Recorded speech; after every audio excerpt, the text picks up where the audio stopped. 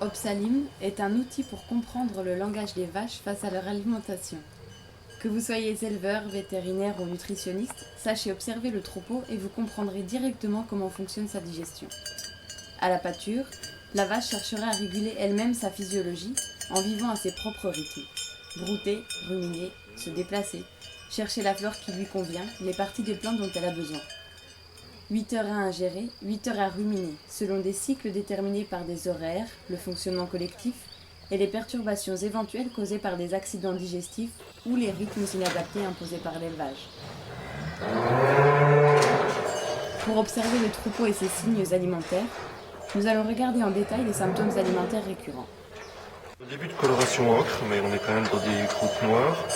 On a surtout des nez très humides, avec des aliments qui collent dans le nez. Ici on a une zone grise, voilà, de décoloration du poil, entre la zone rouge et la zone blanche. Donc on peut passer la main,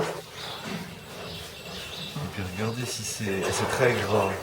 Et on a des bulles qui sont formées, ça fait des trous dedans. Un troupeau qui digère correctement ne laisse pratiquement pas de résidus fibreux dans ses bouses. C'est la mesure et le suivi des galettes de bouse dans le troupeau au fil de l'année.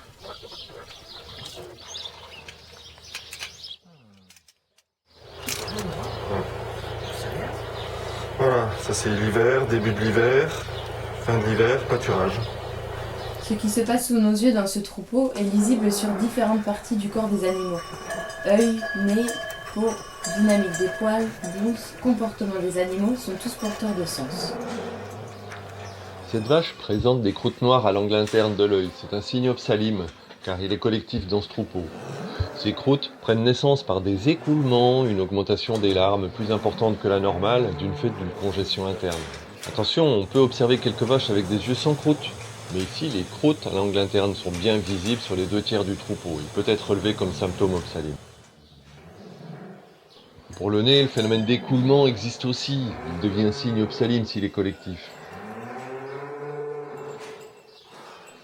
Un autre stade, l'humidité excessive du nez fait apparaître un liseré noir de poussière qui ne devrait pas exister si le nez restait normalement sec. De grosses particules alimentaires restent collées au nez après le repas. Elles peuvent même être visibles à l'intérieur des naseaux. Chez une vache en équilibre physiologique, le nez reste sec et propre, les aliments ne restent pas collés dessus. Du côté des poils, ce troupeau nous montre des zones de décoloration entre les taches rouges et blanches. Les taches sont dites bordées. C'est un signe à tendance collective là aussi sur ce troupeau. Les vaches se lèchent en arrière de l'épaule sur la zone PHG. Cette zone caractéristique reflète de façon spécifique les accidents de pH dans le rumen. Dans ce troupeau, la peau des vaches est grasse. On peut aussi le relever entre la cuisse et la mamelle. Cette zone doit rester sèche et très propre, sauf à servir de zone d'élimination des excès physiologiques. La peau grasse laisse un dépôt graisseux sur la main. Nous avons maintenant déjà 4 zones d'observation de signes opsalim, mais allons voir les bouses. Les caractéristiques opsalim des bouses de ce troupeau sont la consistance visqueuse, collante, très élastique. Des bulles se forment aussi, indiquant que des fermentations anormales se déroulent dans le rectum. En alignant les cartes, je vais faire les totaux des coefficients de corrélation pour chaque critère. Cela montre le facteur limitant de la ration, celui qui est le plus négatif. Ici, c'est la stabilité ruminale avec un total de -3 qu'il va falloir régler. Un moyen de réglage consiste à rejeter des fibres de structure, puisque Fs est à 0, pour permettre aux vaches de limiter l'impact du changement de pâture jour-nuit sur le fonctionnement du rumen.